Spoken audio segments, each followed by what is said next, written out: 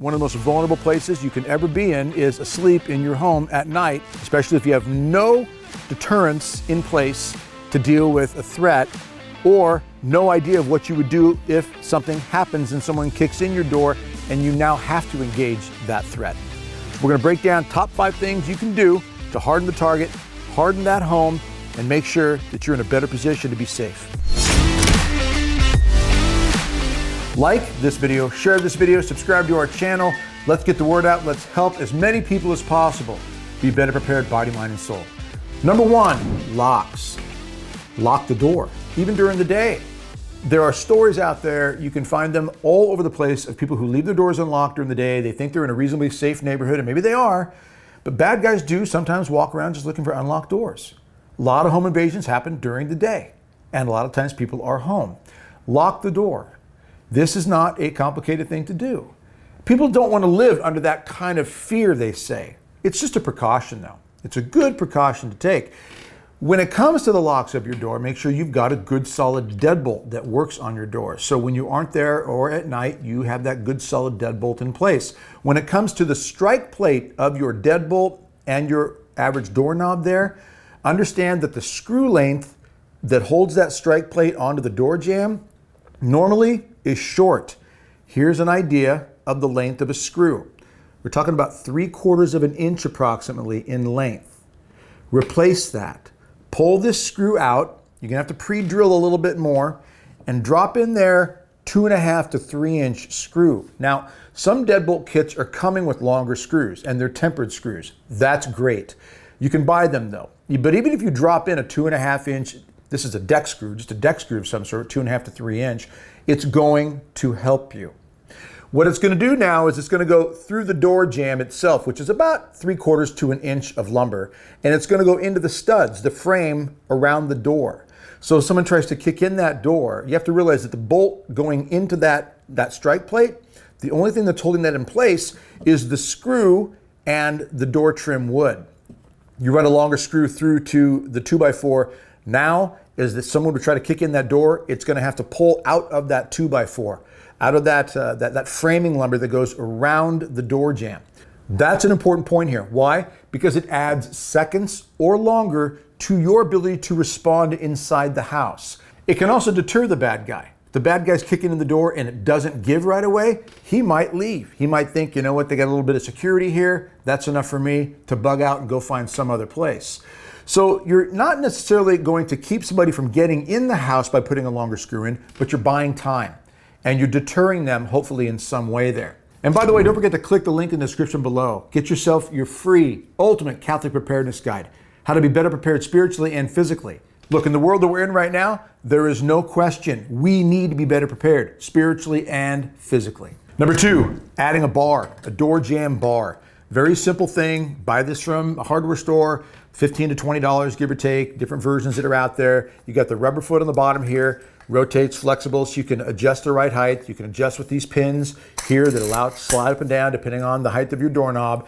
This simply slips under the doorknob and you just give a kick on the bottom here to slide that into place. And again, it's going to help buy time. This is not going to stop a bad guy from coming in. It will slow them down though. And remember, you're trying to buy time. So if you put this bar up at night when you go to bed, you've got that little added extra sense of security, but you also know if someone's going to come through that door, they're probably not going to get in with the first kick. It might take 2, 3, 4, 5 kicks. Again, it could be a deterrent to cause them to want to go on to some other place thinking, again, this person's got some security set up. I don't want to mess with this. There could be more behind this. But it gives you time, and seconds count when it comes to an invasion. It gives you time to grab your firearm, time to grab your pepper spray. It gives you time to get out of bed, wake you up, make a call, get 911 rolling on it. It gives you time to be prepared to engage. Number 3, adding motion sensor lights outside your house. Bad guys don't like light. They don't like lights that just pop on and draw attention. So having motion sensor lights in various places of your house is also another great deterrent.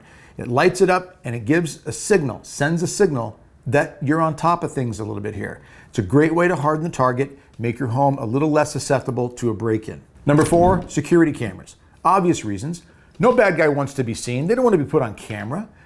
Very popular form of camera out there is the doorbells. You know, they got the camera in the doorbell. That's a great way to go. But having cameras in the corners, having it by the front door, the back door, you could even buy faux cameras, fake cameras, a little dome that just mounts, have a little battery in there and has a little red light glowing on it that gives the impression you have a camera. So even if you can't afford the entire camera setup, you can order a phony camera that gives an impression to the bad guy.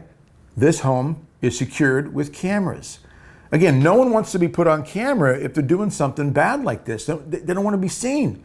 Get yourself some camera setup or some fake camera setup. That's going to help. Number 5, firearms, pepper spray, and all sorts of items like that that help you actually physically engage in a conflict if you find yourself in that moment where someone has broken into your house and now you have to engage physically. Now, when it comes to firearms, pepper spray, bear spray, things of this nature, remember this. Bad guys don't expect when they ambush that good guys or women are going to fight back. The bad guy's always counting on, number 1, the ambush, the surprise of it. Number 2, the fear that will be in the hearts of those that they're ambushing. So we need to have an idea of how we're going to respond. Not everything requires lethal action, such as a firearm. But if you do have to go with a firearm, this weapon is clear, by the way, no mag, right? And we've checked the chamber, it is clear. If you do have to go with a firearm, number 1, you've got to be trained. You have to have a good idea of what you're doing and train regularly. I cannot encourage that enough.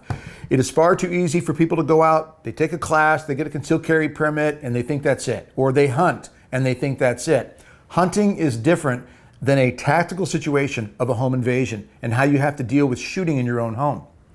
Consider the ammo that you use. The difference between a full metal jacket and, say, what's called a ballistic round or a critical defense round or hollow point is that the round, when it strikes its target, flattens, whereas a full metal jacket does not and can penetrate multiple layers. It can go through a person, out the person, through a wall, out the wall, even into a neighbor's house. You definitely don't want to be shooting in your house the type of ammunition that can go through walls and hit other family members. So using the right type of ammunition is important. When it comes to pepper spray, I recommend that you have it in various places of the house. You're going to want to keep it up high and safe if you have children and grandchildren. But here's a little caveat that I encourage. Put it somewhere like a kitchen cabinet, maybe a bedroom nightstand or a bathroom vanity cabinet. Put it somewhere, have it in the same spot so that you know how to get to it no matter what the stress situation is. In a situation where there's a home invasion and someone is threatening you and you have to engage quickly, you need easily accessible items so that you can respond accordingly. I also like the idea of something even like this, a noisemaker. This air horn alone can be a deterrent. It can also send a message to the neighbors. You can even tell your neighbors, if you ever hear that sound, you know I'm in trouble. Please come or send help quickly. These are all the types of things you can be thinking about, and don't let this limit you. Think outside the box as to how you can have these and other deterrents in place or other measures like firearms in position to be able to stop a threat, to stop somebody who's trying to harm you or rob you. So there you have it, top 5 things that you can do to help hard the target, make your home safer, and protect the loved ones in that home.